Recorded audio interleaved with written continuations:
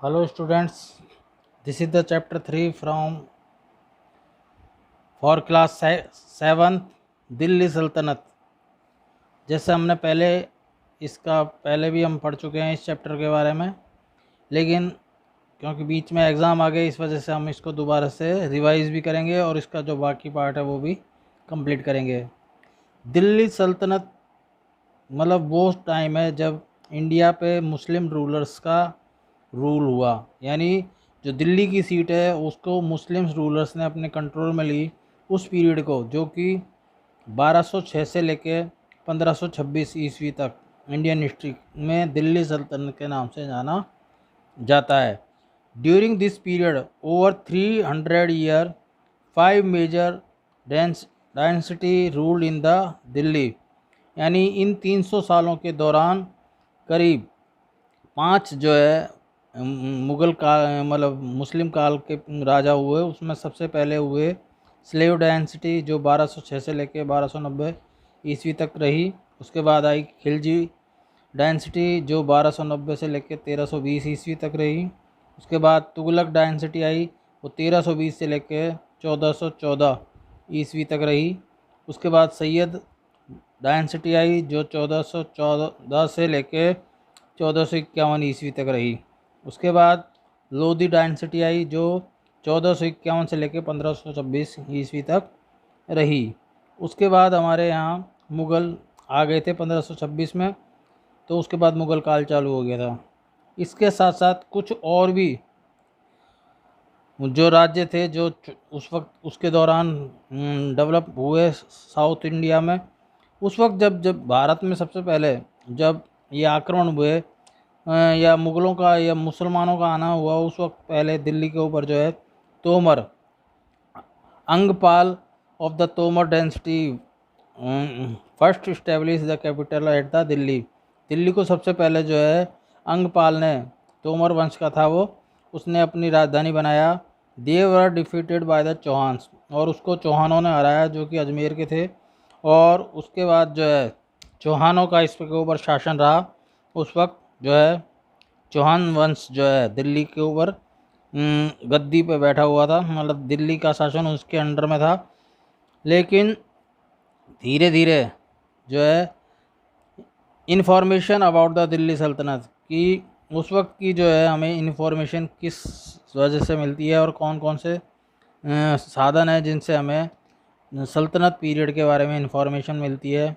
उसमें inscriptions, coin, architecture and तरकीब provided a lot of information about the Delhi Sultanate. Tarwikib were written in the Persian, or Persian was the language used for the documents and the administration process under the Delhi सल्तनत। यानी जो राजकीय भाषा थी उस वक्त की, जो राज दरबारों में जो चलती थी वो पर्शियन भाषा थी, और उसी में उस वक्त के जो डॉक्यूमेंट्स हैं और एडमिनिस्ट्रेशन जो है वो चला करता था। तो ये सारी चीज़ें हैं हमें वो उनके दरबार की जो ऑर्डर्स हैं जिनको लिखने के लिए एक मतलब एक कवि या राइटर्स होते थे उस वक्त के, वो ये सारी चीज़ें लिखते थे। The author of the Turkeys also give emphasize of the theory of the circles of the justice, वो राजा के न्याय वगैरह के बारे में लिखते थे, यानी जो भी दरबार में कार्रवाई होती थी उसके बारे में वो लोग लिखते थे। सबसे पहले आता है हमारा कि स्लेव डेंसिटी, ये यानी गुलाम वंश। The Indian slave dynasty lasted for the 84 year. The slave dynasty was the first Muslim dynasty to rule India, ये पहला जो भारत में मुसलमान शासन था। और it said be the Mohammad Ghori did not have a legal heir to throne and he had habited the treat his slaves like his own children. जो मोहम्मद गोरी था वो अपने ग़ुलामों को अपने बच्चों की तरह रखता था, ट्रीट करता था, और इसी वजह से उसने अपना जो सबसे फेवरेबल था Qutubuddin Aibak descended the throne, उसने अपने जीते हुए राज्यों को जो है कुतुबुद्दीन अकबर के हवाले कर दिया। The history of the slave dynasty begins with the rule of the Qutubuddin Aibak. He was succeeded by 2 more able rulers is Iltutmish and Ghiyasuddin Balban. इसके और जो उत्तराधिकारी थे, जो सफ़र उत्तराधिकारी हुए, उसमें इल्तुतमिश और गयासुद्दीन तुगलक थे। अब सबसे पहले कुतुबुद्दीन ऐबक, जो 1206 से लेकर 1210 तक रहा, इसने केवल 4 साल शासन किया। और कुतुबुद्दीन जो है उसने गुलाम वंश की नींव रखी। He was the Turk and the Arabic tribes ruled over the Delhi in year 1206 to 1210। He was able ruler, वो एक योग्य राजा था। And was kind and generous with his people, वो एक दयालु और अच्छा राजा था। Due to his the good nature he learn the title of the Lakh Bakhsh, उसके अच्छे बिहेवियर के कारण, अच्छे नेचर के कारण उसको लाख बख्श के नाम से जाना जाता है इतिहास में।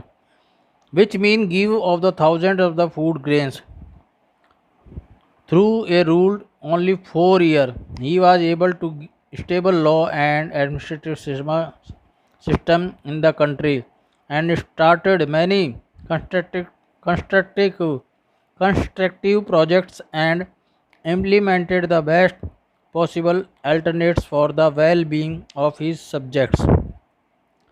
Qutbuddin was a builder and his short region managed to erect some of the finest architecture monuments, two of which are the Qutub Minar and Qutub Wal Islam Mosque। ये दो उसकी बेहतरीन जो है आर्किटेक्चर के उदाहरण हैं जिन्होंने उनको बनवाया। और जो है कुतुबुद्दीन एक दिन पोलो खेलते हुए, हॉर्स पे पोलो खेलते हुए, घोड़े के ऊपर पोलो खेलते हुए घोड़े से गिरने के कारण उसकी मौत हो गई। फिर उसके बाद कुतुबुद्दीन के बाद जो है इल्तुतमिश, जो 1210 से लेके 1236 तक उसका शासन रहा, वो जो है कुतुबुद्दीन ऐबक का सन इन लॉ था, यानी दामाद था। एंड वो भी एक अच्छा राजा था। Iltutmish is known as the third and the greatest ruler and receive titles of the sultan of the slave dynasty. उसको जो है गुलाम वंश के एक सुल्तान का नाम का ओहदा मिला। ड्यूरिंग द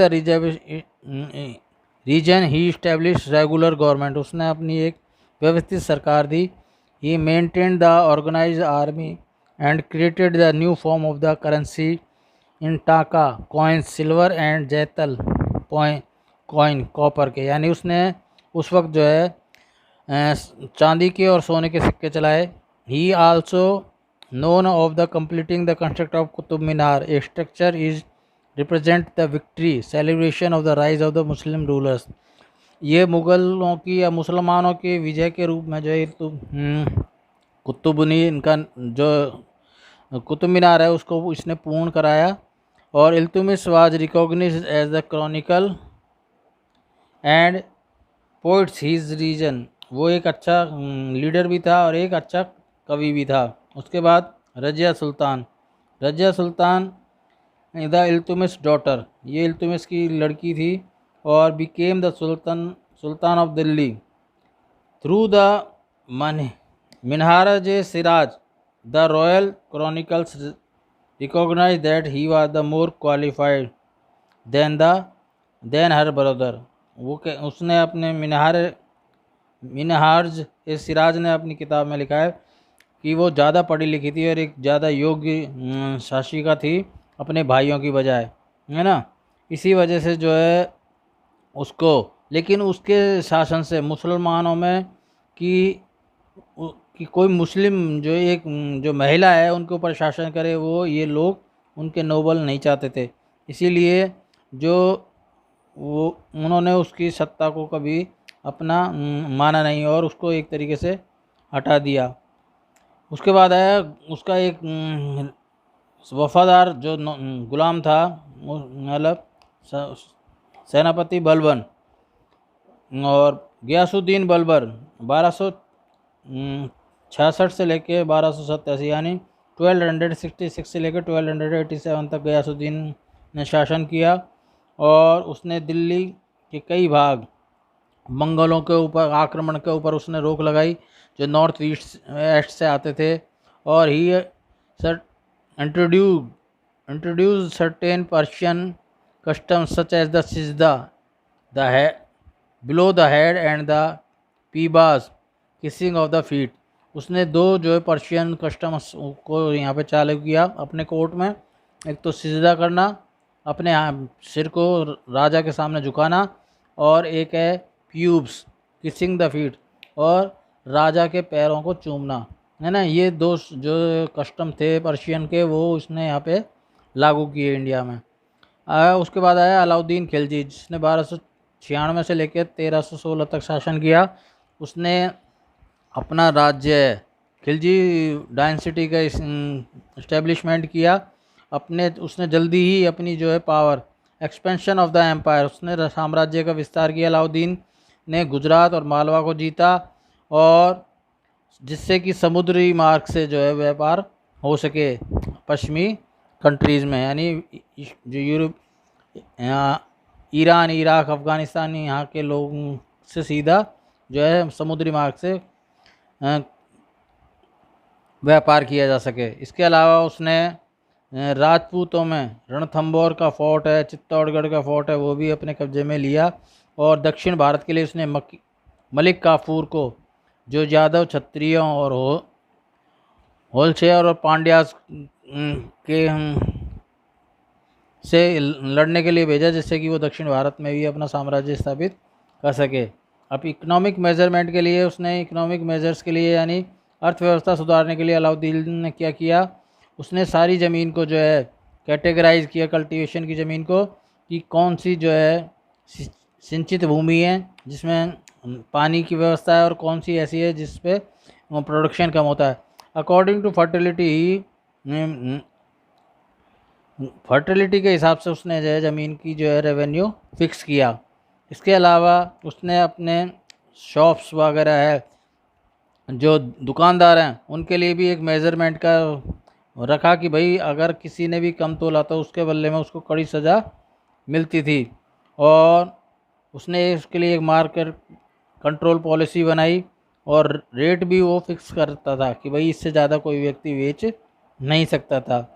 इसी तरीके से रिफॉर्म्स किए उसने आर्मी में। उसने जो घोड़े थे उनके ऊपर अपनी मोहर लगाना शुरू कर दिया। पहले क्या होता था कि अच्छे घोड़े, जो अरबी घोड़े थे, उनकी जगह लोग क्या करते थे, जो बेकार घोड़े होते थे या बूढ़े घोड़े होते थे, उनको सेना में भर्ती कर दिखा देते थे, और अच्छे घोड़े वहाँ से गायब हो जाते। तो उसने पहली बार जो है दागने की प्रथा चालू की। दागने का मतलब है घोड़ों के ऊपर राजकीय मोहर लगाई जाती थी, जिससे कि घोड़ों की पहचान हो सके। उसके बाद आया था मोहम्मद बिन तुगलक, जिसने 1324 से लेकर 1351 तक शासन किया। इसने की जो पॉलिसीज़ थी ये करना अच्छा चाहता था, लेकिन सारी पॉलिसी इसके अपोजिट गई। इसने सबसे पहले तो टैक्सेशन ऑफ द दोआब, यानी दो नदियों के बीच का जो क्षेत्र था उस पे उसने टैक्सेस बढ़ा दिए। दूसरा, इसने दिल्ली से अपनी जो राजधानी है वो देवगिरी में शिफ्ट कर दी। इससे जो है बहुत सारे जो लोग हैं वो रास्ते में ही, राजधानी बदलने के दौरान काफ़ी लोग इसमें मारे गए।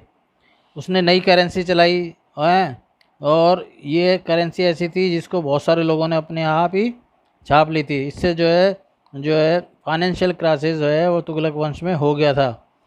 और इसके जो जितने भी एक्सपेडिशन थे, इसने जहाँ जहाँ पे भी अपना कब्जा करना चाहा, वो कुछ देर बाद वो वापस उनसे फ्री हो गए, इंडिपेंडेंट उन्होंने अपने आप को घोषित कर लिया। और इसके अलावा जो है Mohammad bin Tughlaq decided to conquer the Khurasan in the central Asia and raised a large army and spent a lot of money on the weapon other wars, and gave once year salary in advance in intensive. The soldiers were so retired were however disbanded. जब उन्होंने उसको 1 साल की salary पहले से ही दे दी तो उससे क्या है वो आलसी हो गए। उसके बाद आया फिरोज शाह तुगलक, जिसने 1351 से लेकर 1388 तक शासन किया, और इसने अपने राज्य का काफ़ी विस्तार किया, है ना। और दिल्ली सल्तनत का इसने काफ़ी विस्तार किया। और उसके बाद जो है इसने कई जो विद्रोह हुए उनको दबाया। उसमें इंटीरियर फ्रंटियर्स और एक्सटर्नल फ्रंटियर्स थे। कुछ तो जो देश के अंदर हो रहे थे, जो उसके खिलाफ जो हो रहे थे वो तो इंटरनल थे, और एक्सटर्नल यानी बाहर से आने वाले जो है उनके ऊपर भी इसने कब्जा मतलब किया। और इसके अलावा इसका जो मोटिवेशन था वो ये था कि किस तरीके से जो है शासन को चेंज किया जाए, मतलब क्या मोटिव था अपना। ये चीज टॉपिक है, बाकी जो टॉपिक है हम अगली बार करेंगे।